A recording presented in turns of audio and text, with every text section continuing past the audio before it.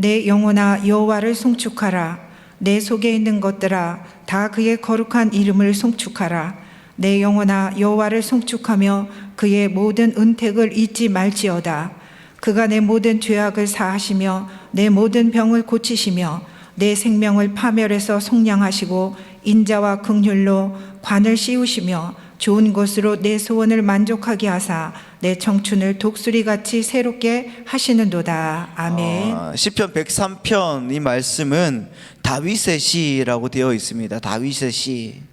여기서 다윗은 하나님을 찬양하라 이렇게 말씀하고 있습니다. 하나님을 찬양하라. 그런데 그 명령을 누구에게 내리고 있는가? 누구에게 내리고 있죠? 자기 자신에게 내리고 있습니다. 자기 영혼에게 내리고 있죠.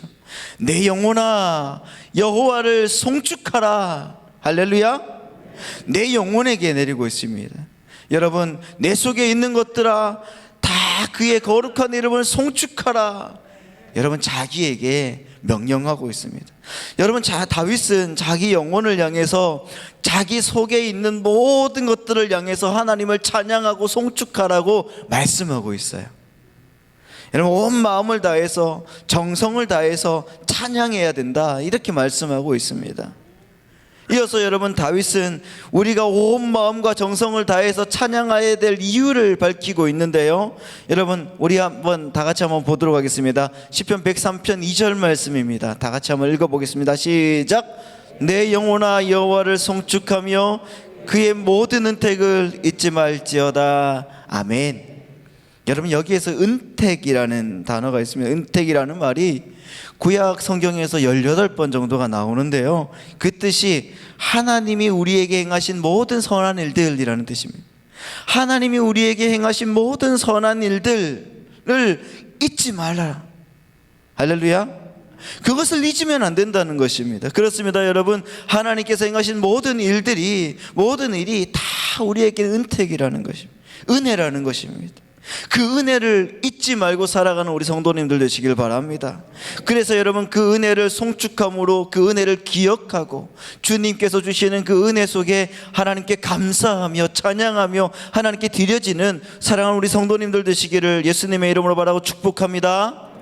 그러면 여러분, 하나님의 모든 은택, 곧 하나님께서 우리에게 베풀어 주신 모든 은혜, 그 은혜는 구체적으로 어떤 것이 있을까요? 구체적으로 어떤 것이 있을까요? 첫 번째 한번 보도록 하겠습니다. 시편 103편 3절 말씀입니다. 3절 말씀 우리 다 같이 읽어볼까요? 시작. 그가 내 모든 죄악을 사하시며 이렇게 말씀하고 있습니다. 여러분, 다윗은 내 모든 죄악을 사하신다. 여러분, 따라해 보십시오. 속죄의 은혜, 속죄의 은혜. 할렐루야. 하나님께서는 우리에게 속죄의 은혜를 주셨다는 것입니다. 하나님께서는 우리의 인생을 주님께서 역사해 주셔서 그 모든 것들을 깨끗게 만들어 주셨습니다. 죄 속에서. 여러분, 죄를 지으면 영혼은 병들게 되어 있습니다. 죄와 영혼의 병은 여러분, 뗄래야 뗄 수 없는 그런 관계입니다. 그래서 우리는 스스로 선택해서 내가 원하는 것을 한다고 생각하지만은 하나님 보실 때 이것이 하나님 원하시는 것이 아니라고 하면 여러분, 이것은 분명한 죄라는 것입니다. 오늘 또 여러분, 우리가 하나님 보시기에 정말 하나님 원하는 것을 하지 않으셨다고 하면 여러분, 우리는 죄를 지은 것이나 진배 없다는 것입니다. 그 죄는 여러분, 시간이 가면 영혼에 큰 병을 가지고 옵니다. 여러분, 그 병을 고치지 않으면은, 병을 치유하지 않으면은 그 병은 여러분 생명의 위협을 가져다 준다는 것입니다. 영혼의 병은 여러분 영혼의 죽음을 가지고 온다는 것을 기억하시기 바랍니다. 그래서 오늘 다윗이 고백하기를 하나님께서 우리의 죄를 고치시고 하나님께서 우리의 병을 고치시고 하나님께서 우리의 생명을 속량하셨다고 고백하는 것입니다. 그래서 여러분, 결국 하나님께서 우리 인간이 죄를 지을 때 그 죄의 문제에 간섭하셨음을 다윗은 노래하고 있는 것입니다. 솔직히 여러분, 우리 하나님께서 우리의 죄를 속하기 위해서 얼마나 많은 집념과 고집으로 여러분 우리를 인도하셨는지 아십니까? 좀 극단적인 예를 들어서 어떤 아버지가 아들을 하버드 대학교에 꼭 보내고 싶었는 거예요. 그런데 아들이 공부는 안 하고 틈만 나면 TV만 보는 겁니다. TV를 보는데 아버지가 오시더니 우리 아들 공부 안 하고 TV 보네. 아버지는 우리 아들이 하버드 대학교에 꼭 들어가기를 원하는데 이렇게 TV만 보면 하버드 대학교에 못 갈 텐데 아버지 마음이 너무 아프다, 가슴이 너무 아프다, 다 내가 잘못 가르친 탓이지 뭐 하면서 여러분 자기 누나를 하나 빼버렸다고 한번 생각을 해보십시오. 그 아들이 딱 봤을 때 너무 충격을 받고 그때부터 열심히 공부하지 않겠습니까? 열심히 공부합니다. 그러다가 여러분 그 충격이 가시니까 또 아들이 게을러지는 거죠. 이번에는 게임에 푹 빠졌습니다. 그랬더니 아버지가 애가 게임을 하는 것을 보면서 우리 아들 또 게임하네. 아빠는 우리 아들이 하버드 대학교에 갔으면 좋겠는데 어떻게 하지? 다 내가 잘못 가르친 탓이지 뭐. 그러면서 이번에는 자기 귀를 쑥쑥쑥 잘랐다고 한번 생각을 해보세요. 여러분 그 아들이 어떻게 생각하겠어요?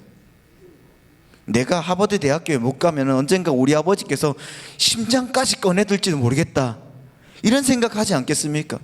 이제부터는 애시당초 놀 생각하지 말고 열심히 공부해야 되겠구나, 이런 생각을 하겠죠. 여러분 아들은 그 아버지의 집념과 그 고집이 어떤 것인지 알고, 여러분 그 아버지는 어떻게 해서라도 나를 하버드 대학교에 들어보낼 것이라는 것을 알게 되겠죠. 여러분 정말, 그런데 우리 하나님께서 그러셨다니까요.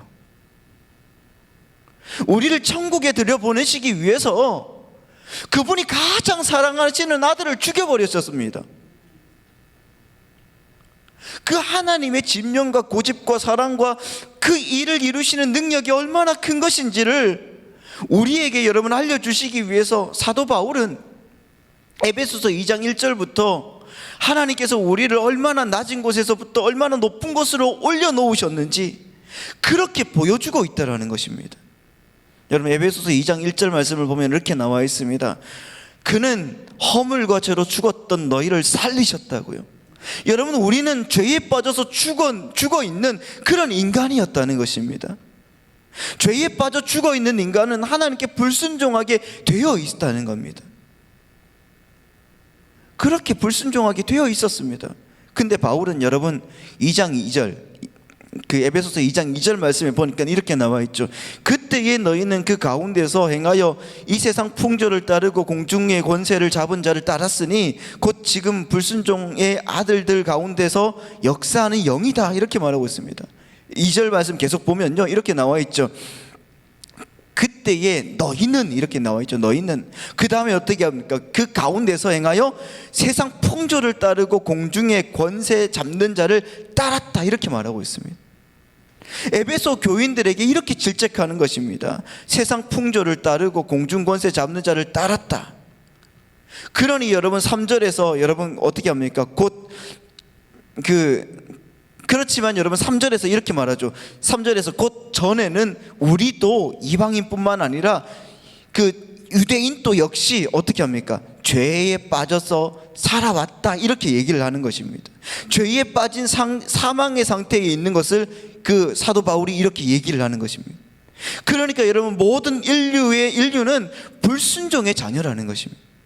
우리 모두가, 너희들 이방인들 뿐만 아니라 모든 유대인들까지 다 뭔가 불순종의 자녀들이다. 바로 여러분 죄는 바로 불순종을 이야기하는 것입니다.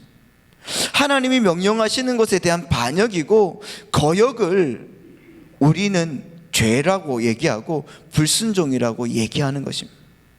그래서 여러분 우리는 죄를 단순히 수동적이고 정적인 것으로 보지 않고 능동적이고 여러분 적극적이고 활동적이고 또한 여러분 다분히 의도적인 것으로 여러분 설명하고 있는 겁니다.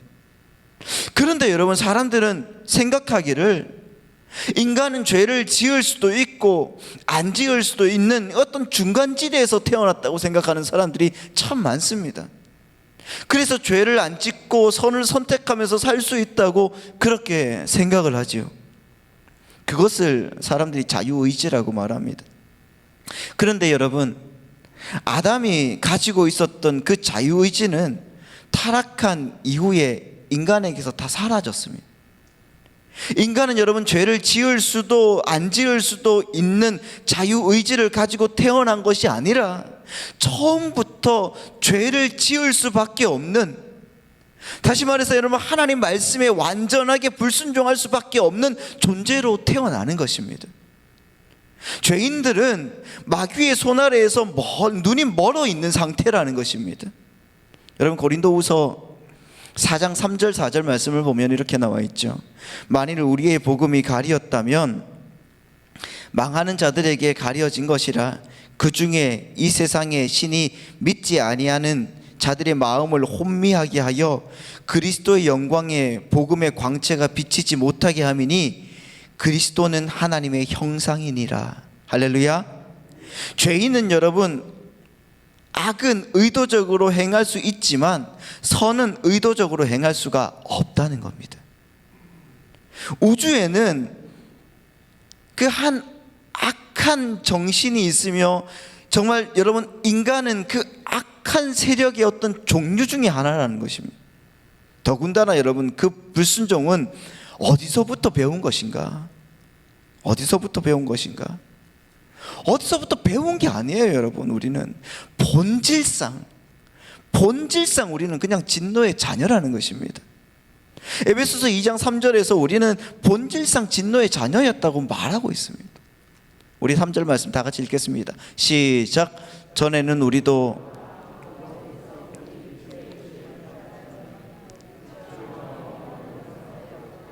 다른 같이 아니하여 본질상 진노의 자녀였다, 이렇게 말씀하고 있습니다. 이 말은 여러분 날 때부터 우리는 진노의 자녀였다는 것입니다. 우리는 어떠한 것을 이야기할 수가 없다는 것입니다. 불순종을 누구에게서 배웠다? 아니에요, 여러분. 본질상 그렇게 여러분 우리는 진노의 자녀입니다. 그런데 여러분 인간의 심리학은 다른 이야기들을 해요. 인간은 원래 선하고 가능성이 있는데 좋은 그 본을 받지 못하고 나쁜 영향을 받아서 죄를 짓게 된 것이다, 이렇게 얘기하는 사람들이 많습니다. 그러므로 원래 인간이 가지고 있는 그 선한 것들을 잘 개발하고 훈련하면은 인간은 얼마든지 선하게 바뀌게 된다는 것이 심리학의 이론입니다. 그래서 여러분 우리 지금 학교에서 체벌이 없어졌습니다. 때리지 말고 왜 아이가 저렇게 되었는지 놓고 분석해서 그 결과를 가지고 고쳐나가자 그럽니다. 그래서 여러분 우리 아이들 전부 다 망쳐놨습니다. 솔직히 제가 교육국 목사지만은 망쳐놨습니다. 여러분 성경은 여러분 아이들이 잘못하면 패라고 말하고 있습니다. 할렐루야. 아멘이시죠? 다들 너무 좋아하시는데. 여러분 맞는 게 패서 정말 맞는 게 무서워서라도 못하게 만들려고 말하고 있어요. 그 정도로 여러분 인간은 죄 중에서 태어난 것입니다. 본질상 진노의 자녀라니까요. 여러분 심리학의 최고봉이 누구입니까? 프로이트라는 사람 아닙니까? 그런데 책을 보면은 그럼 왜 그렇게 불쌍하게 불행하게 그렇게 살다가 갔을까요? 무신론자로서 불가지론자로서 정말 인간을 최고로 믿는 그 불가지론자로서 왜 그런 행복하지 못하고 마약과 우울증에 시달리다고 떠나야 했습니까? 하버드 대학의 그 니콜라스 교수가 쓴 루이스 대 프로이트라는 이런 책을 보면은 프로이트의 영향을 받아서 무신론자로 그렇게 불가지론자로 살던 그 C.S. 루이스가 하나님을 만나고 나서 느낀 행복과 그 자유와 그 끝까지 인간적인 심리학을 의존했던 프로이드의 불행이 극명하게 나타나고 있다는 겁니다. 극명하게. 여러분 환경과 여건을 잘 만들어주고 좋은 모범을 보여주면 인간이 정말 선하게 되겠습니까? 아니라는 것입니다. 여러분 인류 역사상 가장 완벽한 환경이 어디였습니까? 그것이 바로 에덴 동산이었습니다. 에덴 동산. 그런데 여러분 인간은 거기서 타락한 겁니다. 그런데 어떤 환경을 만들어주면 인간이 타락을 안 할 수가 있겠습니까? 다윗도 여러분 가장 완벽한 환경에서 죄를 범하지 않았습니까? 왕이 되고 모든 것을 가진 자가 되었을 때 그는 여러분 남편이 있는 바세바를 봤습니다. 그녀를 품었고 임신을 시켰고 남편인 우리아를 죽였고 결국은 여러분 아이까지 잃어버린 결과를 낳았습니다. 불순종이라는 것은 여러분 자기에게 순종해야 되는 어떤 대상이 있다는 것을 못 견디는 거예요. 못 견디는 것. 그래서 여러분 불순종이라는 것은 결국 자기가 자기 인생의 왕이 되겠다는 결심입니다. 그것이 여러분 아담이 최초에 저지른 죄라는 것입니다. 그러나 여러분 인간은 애초에 만들어지기를 하나님과 관계하며 그분 안에 있을 때에만 진정한 평강을 누리게 되어 있다는 것입니다. 그렇기 때문에 인간은 아무리 자기가 하고 싶은 것들을 해도 참 만족이 없는 겁니다. 한번 여러분 생각을 해보십시오. 우리가 예컨대 예전에 정말 우리 마음대로 우리가 하고 싶은 것을 다 하고 살고 막 그럴 때 하고, 지금 여러분 하나님을 만나고 하고 싶은 것을 절제하면서 살 때 하고, 어느 때가 여러분 속이 편하십니까? 지금이 아니십니까? 할렐루야. 지금이 아니라고 하면 여러분 회개하십시오. 천국이 가까워 왔습니다. 지금이 편합니다 여러분. 그게 여러분 진정한 자유가 아니겠습니까? 그게 그리스도인됨의 증거라는 것입니다. 여러분 저는 지금 누구보다도 더 행복합니다. 사람들이 저를 볼 때 어울리지 않는 어줍지 않은 목사가 되어가지고 고생만 진탕한다 친구들이 얘기하고 그러지만은 저는 죽어도 천국에 갈 수가 있고, 지금 영원한 나라에서 정말 그 영원한 나라에서 그 문명과 문화가 있는 나라에서 새로운 몸을 입고 여러분 하고 싶은 일을 마음껏 하면서 하나님께 순종하면서 정말 영원히 사랑하는 사람들과 헤어지지 않고 살 수 있다는 것만 생각하면 여러분 너무 기쁘지 않습니까? 그냥 행복해져서 혼자서 막 웃고 막 그래요. 그럼 우리 옆에 있는 제 아내가 뭐라 합니다. 혼자서 뭐가 그렇게 좋냐고요. 여러분 죄인에게 있어서 이 죄사함의 은혜보다 더 큰 은혜가 있겠습니까? 더 놀라운 은혜는 없습니다 여러분. 죄의 종로를 타던 우리가 하나님의 자녀가 되는 권세가 여러분 이 죄사함의 은혜로 말미암아 주어졌다는 것을 믿으시기 바랍니다. 하나님은 독생자의 피로 우리의 죄를 다 사해 주셨습니다. 할렐루야. 그렇기 때문에 우리는 여러분 우리의 모든 것을 다해서 하나님을 찬양해야 될 줄 믿습니다. 내 영혼의 찬양, 그것이 여러분 죄사함의 은혜라는 것을 기억하시기 바랍니다. 두 번째로 여러분 우리에게 하나님이 베풀어 주신 은혜가 무엇인가? 우리 시편 103편 3절 말씀을 다시 한번 보도록 하겠습니다. 103편 3절 말씀 다시 한번 읽을게요. 시작. 내 모든 병을 고치시며 내 모든 병을 고치신다 말씀하십니다. 여러분 따라해 보십시오. 치유의 은혜. 치유의 은혜. 할렐루야. 하나님은 여러분 치유하시는 여호와 믿으십니까? 다윗은 여러분 그 은택을 잊지 말라고 말하고 있습니다. 여기서 여러분 모든 병은 여러분 우리의 육체의 질병뿐만 아니라 마음의 질병, 마음의 병과 정신의 병을 다 포함하는 개념이라는 것을 믿으시기 바랍니다.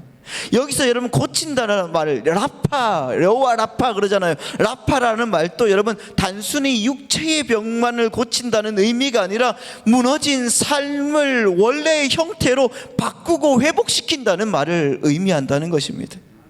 할렐루야. 우리도 여러분 인생의 온갖 문제들 그 틈바구니 속에서 살고 있지 않습니까?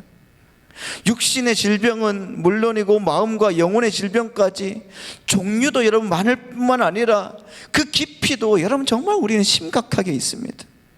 그래서 스스로를 쓸모없는 존재로 생각할 때가 너무나 많습니다. 우리 자체를 그냥 빈털터리 인생이라고 생각할 때도 있고 실패한 인생이라고 낙심하기도 합니다. 그것은 여러분 그런데 사실일 수는 있으나 진실은 아님을 믿으시기 바랍니다. 우리가 돈이 없는 것 사실이잖아요. 그러나 진실은 아닙니다. 믿으십니까? 우리가 여러분 부족한 것 사실이죠. 그러나 진실은 아님을 믿으시기 바랍니다. 여러분, 우리에게 부족한 부분이 있다는 것은 사실이지만 참 좋으신 하나님이 계시기 때문에 정말 쓸모없거나 실패한 인생이 아니라는 것입니다. 믿으십니까? 항상 여러분 좋으신 하나님을 염두에 두고 여러분 그것을 여러분 계산에 빠뜨리지 마시기 바랍니다. 아멘. 우리가 구주로 믿는 하나님은 우리의 상황을 언제든지 역전시킬 수 있는 여러분 능력이 있으시고 그 능력을 우리에게 기꺼이 베푸시기로 작정하신 사랑의 하나님을 여러분 믿으시기 바랍니다. 예수님은 여러분 이방인에게도 가난한 자들에게도 여인과 여러분 어린아이에게도 예외 없이 사랑을 베푸시고 기적을 행하셨습니다. 세상 사람들이 만들어 놓은 기준은 하나님께 적용되지 않습니다. 하나님의 사랑은 제한할 수가 없다는 겁니다. 그래서 여러분 누가복음 4장 18절 19절의 말씀을 보면 이렇게 나와 있습니다. 주의 성령이 내게 임하셨으니 이는 가난한 자에게 복음을 전하게 하시려고 내게 기름을 부으시고 나를 보내사 포로된 자에게 자유를, 눈먼 자에게 다시 보게 함을 전파하며 눌린 자를 자유롭게 하고 주의 은혜의 해를 전파하게 하려 하심이라 하였더라. 할렐루야. 이렇게 말씀하고 있습니다. 여러분, 예수님은 포로되고 눈멀고 눌려있는, 억눌려 있는 자들의 문제를 해결하기 위해서 오셨다는 것을 믿으시기 바랍니다. 물론 여러분 이 외에 모든 사람의 죄의 문제로 정말 시작해서 삶의 각종 수고한 짐과 무거운 짐, 그것들을 여러분 해결하기 위해서 주님께서 오셨지만 말입니다, 어떤 사람도 하나님의 사랑에서 예외일 수도 없고 하나님의 사랑은 품지 못할 사람이 없다는 것을 여러분 기억하시기 바랍니다. 그 어떤 것도 하나님의 사랑에서 끊을 수 없고 그 하나님의 사랑과 능력으로 우리는 세상을 넉넉히 이길 수 있다는 것을 기억하시기 바랍니다. 여러분, 그래서 로마서 8장 35절 말씀을 보면 어떻게 나와 있습니까? 누가 우리를 그리스도의 사랑에서 끊으리요? 환난이나 공고나 박해나 기근이나 적신이나 위험이나 칼이랴, 이렇게 말씀하고 계시지 않습니까? 그리고 37절부터 39절 말씀을 보면 그러나 이 모든 일에 우리를 사랑하시는 이로 말미암아 우리가 넉넉히 이기느니라. 할렐루야. 그리고 38절 말씀 보십시오. 시작. 내가 확신하노니 사망이나 생명이나 천사들이나 권세자들이나 현재일이나 장래일이나 능력이나 39절 시작. 높음이나 깊음이나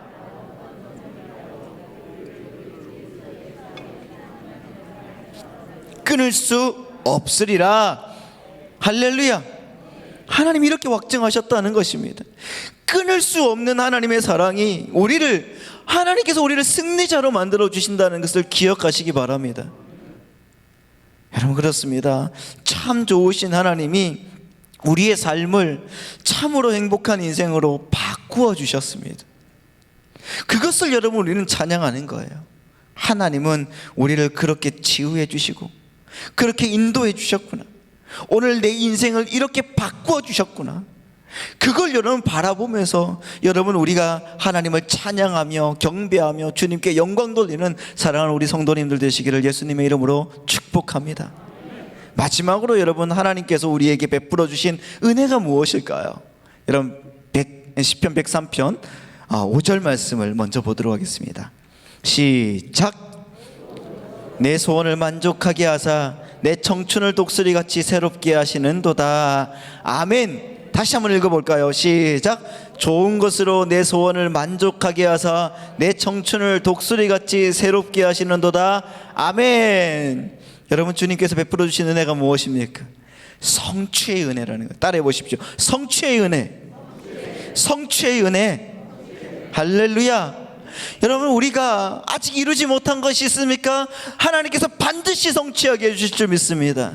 주님께서 우리의 인생 속에 역사해 주셔서 주님께서 우리에게 만족하게 해주시고 우리가 가는 모든 곳에 주님의 능력으로 채워주신다는 것을 믿으시기 바랍니다. 그래서 여러분, 내 소원을 만족하게 하사 내 청춘을 독수리같이 새롭게 하신다고 말씀하시는 것을 기억하시기 바랍니다. 여러분, 우리가 잘 아는 자매가 한 명 있지 않습니까? 이지선 자매라고 있습니다. 여러분 또 잘 아시는 자매님일 겁니다. 신호 대기 중에 음주운전자의 차량을 돌진해서 정말 교통사고를 당한 이 이지선 자매, 원래 이렇게 생겼는데 사고 당시에 차에 불이 타서 다리부터 여러분 위로부터 쫙 불이 붙어서 전신에 55도 화상을 입었습니다. 그런 그녀의 모습이 누구나 여러분 얼굴을 돌리게 할 정도로 심각했어요. 그런 이지선 자매가 여러분 전국의 교회와 학교를 돌아다니면서 자기의 인생 이야기를 간증하고 그 속에서 감사를 선포하고 있습니다. 여러분, 그녀가 감사하면서 간증할 수 있었던 것은 무엇 때문일까? 간증할 수 있는 이유는 뭘까요? 인생에 대한 여러분 신앙적인 해석이 있기 때문에 그렇습니다.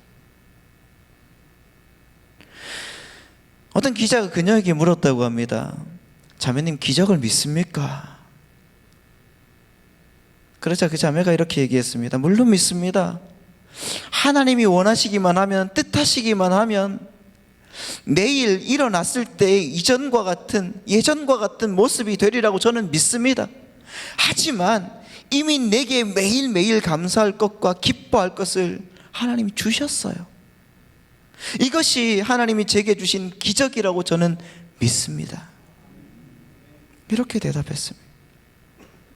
여러분, 그녀는 주어진 환경에 집중하면서 거기 머물러 있는 것이 아니라 여러분 환경 속에서 일을 진행하시고 이루시는 하나님께 주목하고 집중하는 겁니다. 그래서 여러분 주어진 상황이 정말 최악임에도 불구하고 범사에 감사할 수 있다는 것입니다. 더욱이 여러분, 그녀는 교통사고로 화상을 입었어요. 그 화상을 입은 사진이 있을 건데, 전체가 전부 다 붕대를 감고 나은 얼굴이 어떻나 막 이래요. 정말 교통사고로 화상을 입었을 때 손가락이 녹아 없어졌습니다. 그런데 집게 손가락이 한마디밖에 한마디가 있어서 이게 녹지 않아서 연필을 줄 수 있음에 감사했다고 합니다. 그리고 이 손가락 한마디에 신경이 끊어지지 않아서 타자를 칠 수 있음에 감사를 했다는 거예요. 그러면서 자기가 고백한 것이 바로 그거였습니다. 공부를 더 해야 되겠다. 여러분, 그녀는 여러분 없는 것, 잃어버린 것이 많았지만은 그 없는 것에 집중하지 않더라는 겁니다. 없는 것에 집중하지 않고 있는 것에 주목하면서 그것을 활용하기 시작하더라는 거예요. 더욱이 그녀는 여러분 합력하여 선을 이루실 하나님께 주목하고 정말 감사함으로 자신의 인생을 개척해서 그렇게 나가더라는 겁니다. 그녀의 인생에 감사를 고백할 수 있다는 것 자체가 여러분 기적 아니겠습니까? 그렇게 여러분 그녀는 한 단계 한 단계 성취해 나가더라는 거예요. 감사로 시작된 도전이 또 다른 기적을 낳게 되고 성취를 낳게 되고, 여러분 그럼에도 감사는 계속적으로 그 자체가 기적이 되고 성취가 되더라는 것입니다. 하나님은 여러분 우리에게 좋은 것을 주기를 기뻐하신다는 것을 믿으시기 바랍니다. 빈손으로 온 인생인데 오늘 우리는 너무나 많은 것을 소유하고 있지는 않습니까? 하나님께서 다 주신 것입니다. 그러기에 여러분 우리는 우리의 모든 것을 다해서 하나님을 찬양해야 될 줄 믿습니다. 제이 데니스라는 그 목사님이 계시는데 그분이 감사치유법이라는 그런 책이 있는데 그 책에서 이렇게 감사의 위력을 소개했습니다. 한번 읽어드릴 테니까 한번 들어보시기 바랍니다. 당신이 많은 세금을 내야 한다면 감사하십시오. 당신에게 안정된 직장과 사업장이 있다는 증거입니다. 당신의 체중이 늘어 옷이 맞지 않는다면 감사하십시오. 당신이 먹을 것이 넉넉한 인생을 살아왔다는 뜻이기 때문입니다. 세탁할 옷이 집안 한 구석에 쌓여 있거든 감사하십시오. 이는 당신에게는 적어도 갈아입을 여분의 옷이 있다는 뜻입니다. 당신의 집에 대청소가 필요하고 문고리를 갈아야 하고 창문을 갈아야 한다면 감사하십시오. 당신은 쉴 수 있는 집이 있다는 의미입니다. 멀리라도 주차할 공간을 찾았다면 감사하십시오. 당신에게 잠시라도 걸어갈 운동의 기회가 주어졌기 때문이고 차가 있다는 것이기 때문입니다. 당신에게 불평할 대통령이 있다면 감사하십시오. 당신은 언론의 자유가 보장된 나라에 살고 있다는 뜻입니다. 교회 뒷자리에 앉아있는 성도들의 찬송 음정이 엉망으로 들려온다면 감사하십시오. 당신의 청각은 정상입니다. 아침에 울리는 자명종 소리가 고통스럽게 들리거든 감사하십시오. 당신에게 일해야 할 하루가 기다리고 있기 때문입니다. 하루해가 저물어 온몸이 나른하고 피곤하거든 감사하십시오. 당신은 오늘 하루를 생산적으로 산 것입니다. 여러분, 감사는 인생을 행복으로 이끄는 하나님의 선물을 발견한 자만이 할 수가 있습니다. 조금만 생각을 바꾸면 감사가 보이더라는 것입니다. 오늘 여러분 추수감사주일, 이 감사주일에 우리가 무엇을 감사할 것인가? 어떤 것을 감사할 것인가? 정말 여러분 내 영혼은 무엇을 찬양하며 어떤 것을 노래하며 하나님께 나아갈 것인가? 여러분 우리가 이것을 기억하며 살아야 된다는 것입니다.